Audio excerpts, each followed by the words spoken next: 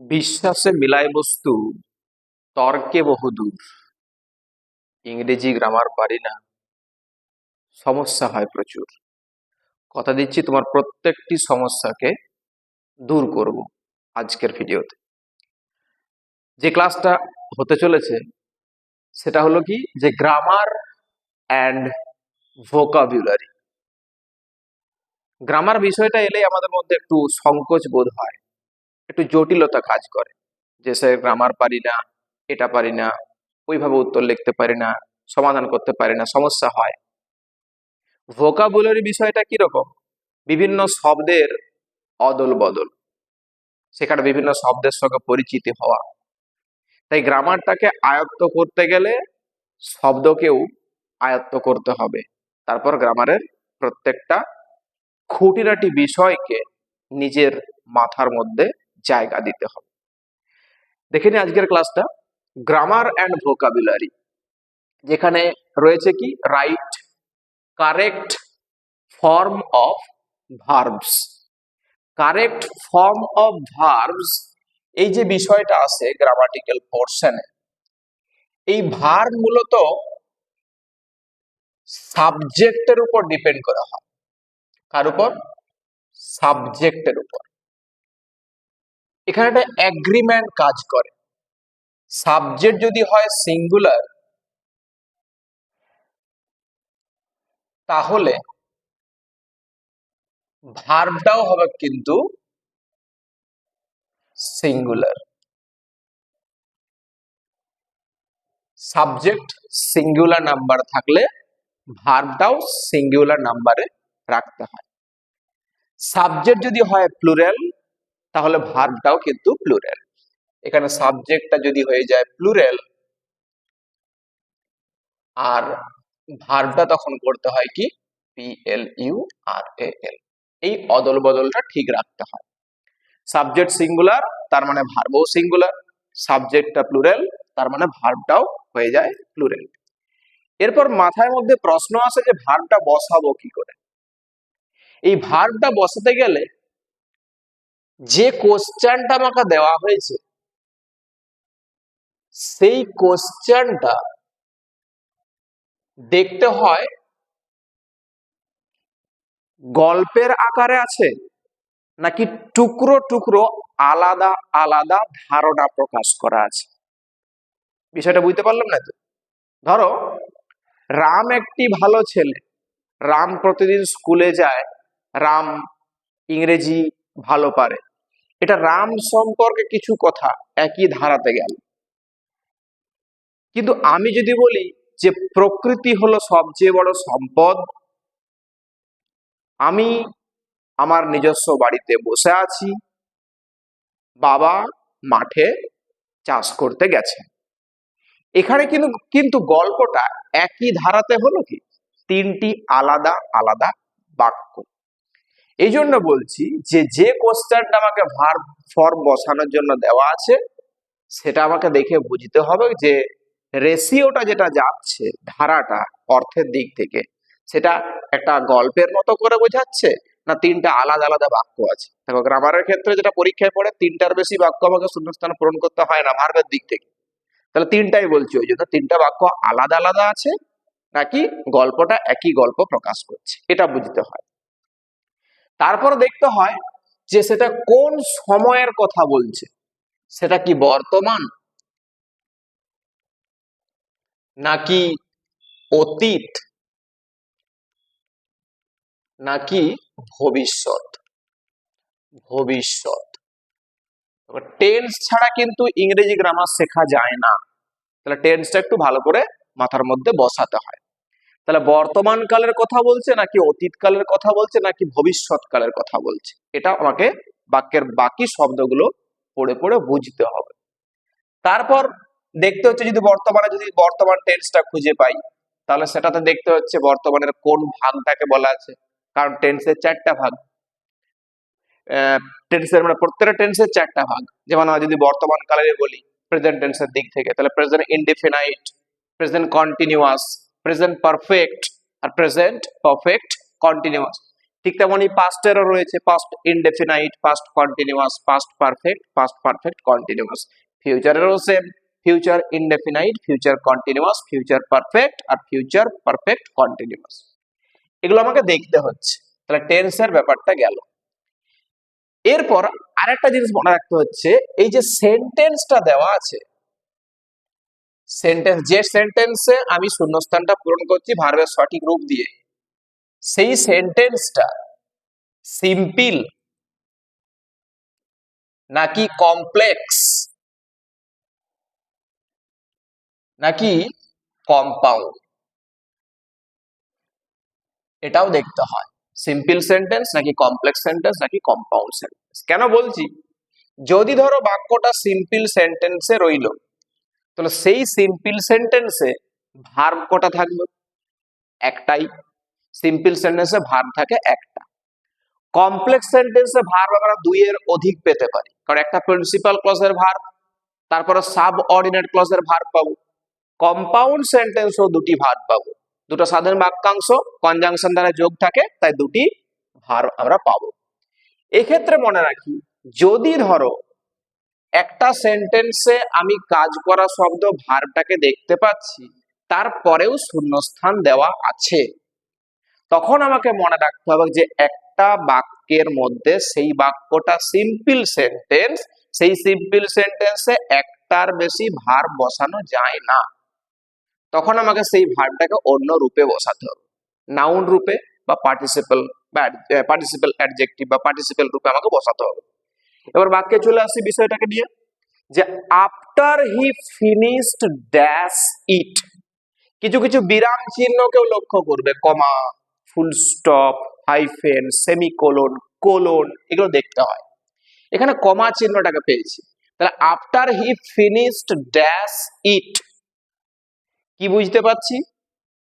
After he finished, এই যে শব্দগুলোকে একটু পরিচিতি করে নিতে হয়, যে পার্ট অফ স্পিচের দিক থেকে এই ফিনিশড শব্দটাকে দেখতে পাচ্ছি। ফিনিশ মানে তো জানি শেষ করা, সম্পূর্ণ করা। ফিনিশের সঙ্গে ইডি যোগ করা আছে, তাহলে পাস্ট ইনডেফিনাইট ফর্ম, বুঝতেই পাচ্ছি। তাহলে টেন্সটা আমার প্রথমে চলে গেল কি, অতীতকাল, পাস্ট ইনডেফিনাইট ফর্ম। তাহলে কমা পর্যন্ত আমি অংশটাকে আগে নেব। তাহলে after he finished dash it, ব্র্যাকেটে তিনটা অপশন দিয়েছে, রিড আছে, রিডিং আছে আর হ্যাজ রেড আছে। তাহলে টেন্সটা কোনটা ধরেছি, কোন টেন্সে ধরেছি? Past indefinite. ভার্বটা উল্লেখ করা আছে, একটু আগে বললাম না, বাক্যের মধ্যে যদি ভার্বটা উল্লেখ করা থাকে একটা সিম্পল সেন্টেন্সের মধ্যে, তাহলে সেই সেন্টেন্সে আর ভার্ব বসানো যায় না। তাহলে রিড মানে পড়া, এটা verb. Has read present perfect টেন্সের verb.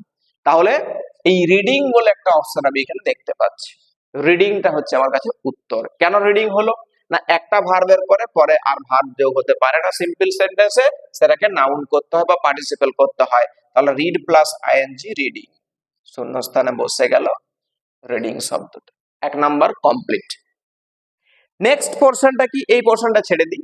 His eyes, his eyes dash as, এই অ্যাজ এর পরে ইফ পাচ্ছি, অ্যাজ ইফ মানে কি, যেন, অ্যাজ ইফ যেন।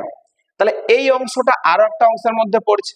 আমি এখানে কমপ্লেক্স সেন্টেন্স খুঁজে পাচ্ছি যে হিজ আইজ ড্যাশ, তারপর এখানে লিঙ্কারটা রয়েছে, তারপর এই পাশে আরেকটা সাবঅর্ডিনেট ক্লজ রয়েছে। তাহলে এই অংশটার মধ্যে পূরণটা আমি করে ফেলি। কি লিখবো, শূন্যস্থানে কি বসাবো? ব্র্যাকেটে কি দিয়েছে দেখি, লুক আছে, লুকড আছে, লুকিং আছে। দেখো একটাই বাক্য, এখানে আমি প্রেজেন্ট ফর্ম চুজ করতে পারবো কি না? কারণ একটা শরীরে দুরকম রক্ত বইতে পারে না। একটা বাক্যেতেও ঠিক তেমনি টেন্সটা একই টেন্স বসে। পাস্টে গেছি মানে পাস্ট দিয়েই আমাকে শেষ করতে হবে। তাহলে এখানে তো প্রেজেন্ট ফর্ম আসতে পারে না, বাদ দেবো এটাকে। এরপর কি রয়েছে, আর একটা লুকিং বলে ফর্ম আছে। একটু আগে বললাম যে ভার্ব প্লাস আইএনজি মানে হচ্ছে নাউন বা পার্টিসিপল, তাহলে এখানে তো পার্টিসিপল বসবে না, কারণ কোনো ভার্ব এখানে বসে নেই। এখানে কমা দিয়ে পরিধিটা শেষ হয়ে গেছে, ওই অংশের মধ্যে কোনো ভার্ব নেই। তাহলে একটাই অংশ পড়ে রইল, L double O K ED, past ইনডেফিনাইটের ভার্ব।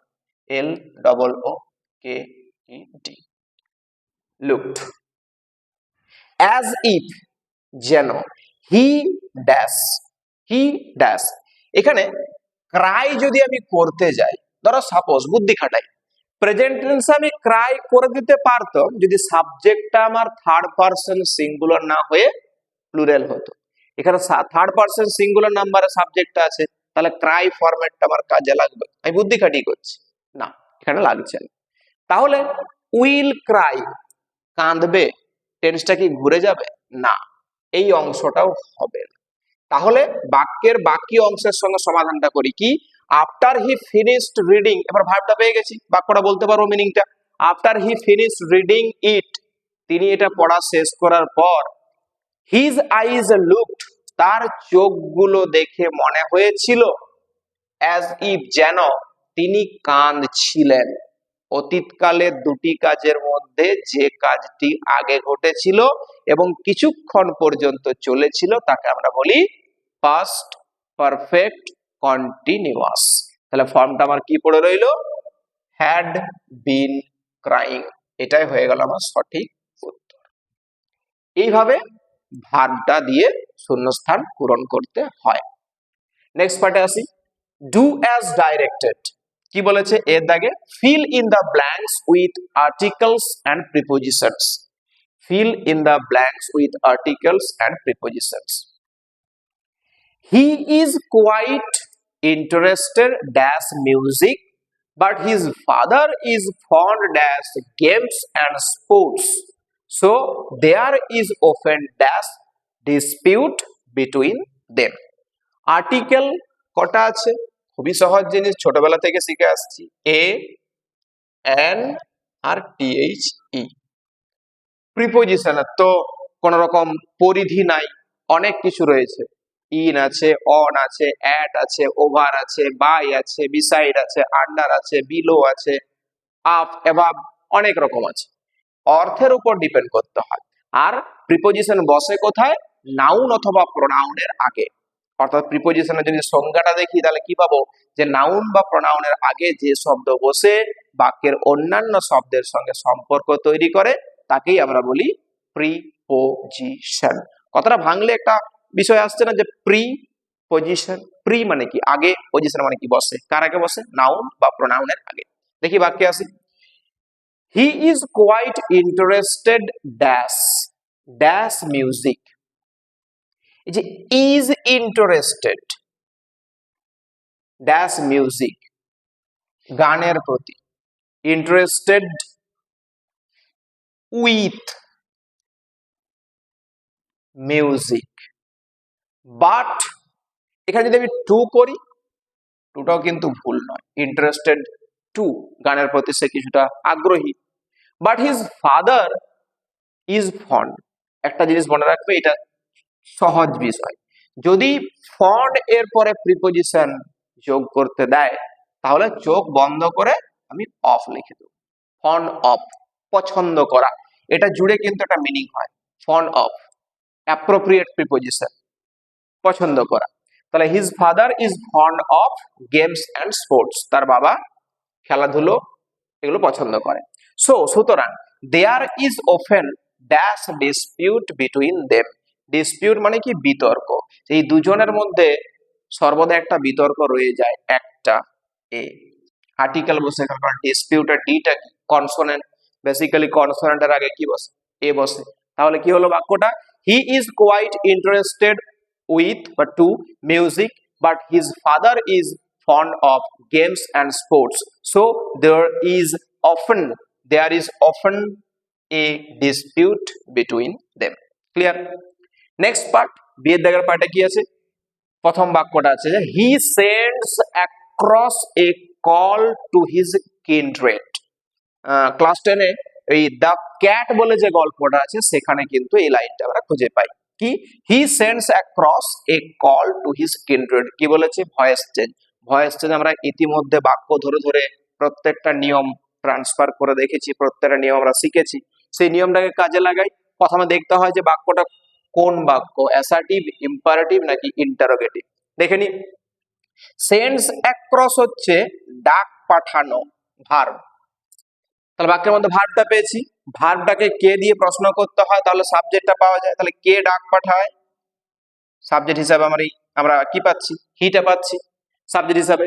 আচ্ছা, এরপর বলেছিল কি, মানে বলা হয়েছিল কি, যে ডাইরেক্ট অবজেক্ট ছাড়া ভয়েস চেঞ্জ হয় না। তাহলে প্রশ্ন করি, ডাইরেক্ট অবজেক্ট কি করে পাওয়া যায়, ভার্বটাকে কি আর কাকে দিয়ে প্রশ্ন করতে হয়। এই কি আর কাকে দিয়ে প্রশ্ন করলে যে উত্তরটা পাওয়া যায় সেটা হচ্ছে ডাইরেক্ট অবজেক্ট। তাহলে he sends across a call to his kindred. তাহলে ডাক পাঠানোটা হচ্ছে, এখানে পাঠানোটা হচ্ছে ভার্ব। তাহলে কি পাঠায়, এ কল। বা আমি পুরোটা একসঙ্গে ধরে নিতে পারি যে তার সঙ্গীদেরকে সে ডাক পাঠায়। কি পাঠায়, তার সঙ্গীদেরকে ডাক। এইটুকু অংশটা ধরে আমি ভয়েস চেঞ্জটা করতে পারি বা পুরোটা করতে পারি। আমি এইটুকুটাকে ধরেই করছি। কিরকম, যে এ কল, কল অবজেক্টটা সাবজেক্ট হলো, বাক্যটা যেহেতু অ্যাসার্টিভ সেন্টেন্স। আচ্ছা, সেন্ডস অ্যাক্রস, ভার্বের সঙ্গে এস যোগ আছে, মানে প্রেজেন্ট ইনডেফিনাইট টেন্স, একমাত্র ওই টেন্সটাতে ভার্বের সঙ্গে এস বা ইএস যোগ হয়। তাহলে কি হবে, প্রেজেন্ট টেন্সের ক্ষেত্রে বি ভার্বের সঠিক ফর্মটা ইজ। তাহলে a call is send, sent, sent, sent across. বাড়তি অংশটা বসাবো ভার্বের থার্ড ফর্মে পরে, টু হিজ কিন্ড্রেড। তারপরে 4 নম্বরে বাই বসে, 5 নম্বরে সাবজেক্টটা অবজেক্ট বসে যায়। হি আছে, হি থাকলে হিম হয়, বসে গেল, মানে সম্পূর্ণ হয়ে গেল। এরপর যদি আমি পুরোটা একসঙ্গে ধরতাম, a call to his kindred, a call to his kindred, এর পাশে যদি লিখি a call to his kindred is, সেই সিঙ্গুলার একই ফর্ম আসছে, send, sent, sent across, by, he থাকলে হিম, এভাবেও করা যায়। কমপ্লিট। নেক্সট দুই দিকে কি রয়েছে, যে what have you written father, Swami asked apprehensively, father's help থেকে বাক্যটা আছে। তাহলে আমি কি করব, রিপোর্টিং ভার্বের জায়গাটা দিয়ে আগে ঘুরে নিয়ে আসি। তাহলে স্বামী, আচ্ছা আরেকটা জিনিস বলে দিই, যে ভিতরে অর্থাৎ রিপোর্টিং স্পিচ, রিপোর্টেড স্পিচ যেটা, সেই রিপোর্টেড স্পিচের ভিতরে বা মধ্যে যদি কোন নাউনকে অ্যাড্রেস করা থাকে, সেই নাউনটাকে কি বলছি আমরা, অ্যাড্রেসিং নাউন, অ্যাড্রেসিং নাউন। যদি আমি পাই দেখতে, কমা দিয়ে কোন নাউনকে যদি অ্যাড্রেস করা থাকে, সেটাকে রিপোর্টিং ভার্বের পরে বসাতে হয়, মানে বাইরে নিয়ে আসতে হবে। তাহলে আমি এখানে কি দেখছি, যে স্বামী আস্কড অ্যাপ্রিহেন্সিভলি, তাহলে এই ফাদার শব্দটাকে রিপোর্টিং ভার্বের পরে বসিয়ে দিই। কি করব, স্বামী asked his father apprehensively, apprehensively, ঠিক আছে। এরপর লিঙ্কারটা বসাবো। কি করতে বলেছে এখানে, বাক্যটা কি আছে, হোয়াট হ্যাভ ইউ রিটেন, তুমি কি লিখেছো বা আপনি কি লিখেছেন, এই বিষয়টা। তাহলে ইন্টারোগেটিভ সেন্টেন্সে যে WH ওয়ার্ডটা থাকে সেটাই লিঙ্কার, হোয়াট। এরপর অক্সিলারি ভার্ব আছে, তারপরে সাবজেক্ট আছে, দিয়ে পরে মেন ভার্ব আছে। তাহলে লিঙ্কারটা বসানোর পর ন্যারেশন চেঞ্জের ক্ষেত্রে আগে সাবজেক্ট নিতে হয়। তাহলে সাবজেক্ট হচ্ছে ইউ, তাহলে ইউটাকে বাবা, তাহলে হি বসাই প্রোনাউনটা, হি। এবারে হ্যাভ আছে আর রিটেন আছে, অর্থাৎ প্রেজেন্ট পারফেক্ট টেন্স, টেন্স পরিবর্তন হয় ন্যারেশন চেঞ্জে, প্রেজেন্ট পারফেক্ট টেন্স থেকে পাস্ট পারফেক্ট হয়ে যাবে। তাহলে হ্যাড রিটেন, WRITTEN, রিটেন। শেষে কিন্তু জিজ্ঞাসা চিহ্ন আর দেবো না, ফুল স্টপ দেবো, এটা হলো। এরপর আর একটা জিনিস করা যায়, এই যে আমি রিপোর্টিং ভার্বটাকে বাইরে যখন বার করলাম, শুধুমাত্র ফাদার লিখিনি, কি লিখেছি, হিজ লিখেছি। প্রশ্ন আসতে পারে হিজটা স্যার পেলেন কোথায়, হিজটা পেয়েছি এই কারণে, গ্রামার যখন করছি এই অর্থগুলো আমাকে একটু দেখতে হয়, যে যে জিনিসটা আমার লেখা নাই সেটা প্রকট করতে হয়। কারণ এইখানে যদি ফাদার শব্দটাকে বসাই, তাহলে স্বামী আস্কড ফাদার, স্বামী বাবাকে জিজ্ঞাসা করেছিল নাকি তার বাবাকে জিজ্ঞাসা করেছিল? ইংলিশে একটু প্রোনাউন্সিয়েশনটা শুনতে একটু যেন ভালো লাগে, সেই জন্য প্রোনাউনটা আমি নিয়ে আসলাম। এই প্রোনাউনটা নিয়ে আসতে হয় বিভিন্ন বাক্যের যে মোড গুলো যখন আমরা দেখব, সেই বাক্যের বিভিন্ন ধাপে আমাদেরকে একটু অর্থগুলো বদলাতে হয়, বা সেখানে কিছু প্রোনাউন বা কিছু বাড়তি শব্দ যোগ করতে হয়। তো এখানে হিজ শব্দটা নিয়ে এলাম, হিজ ফাদার। তাহলে স্বামী asked his father apprehensively what he had written. যেটা বলছিলাম যে এই যে হিজ ফাদার শব্দটাকে আমি এই রিপোর্টিং ভার্বের পরে না বসিয়ে আমি কিন্তু এইখানে যে প্রোনাউনটা চেঞ্জ করলাম, ওই ইউ নামক প্রোনাউনটা যে চেঞ্জ করলাম, এই জায়গায় কিন্তু আমি নাউনটা বসিয়ে দিতে পারি। তখন বাক্যটা কি দাঁড়াতো, যে স্বামী asked apprehensively what his father had written. পারলাম বুঝতে? তাহলে যদি প্রোনাউনটা একই প্রোনাউন হয়, একই নাউন হয়, তাহলে কিন্তু আমাকে এইখানে রিপোর্টিং ভার্ব পরে না বসিয়ে আমি কিন্তু ওই জায়গায় প্রোনাউন যখন চেঞ্জ হচ্ছে সেই জায়গায় ডাইরেক্টলি আমি নাউনটা ব্যবহার করতে পারি।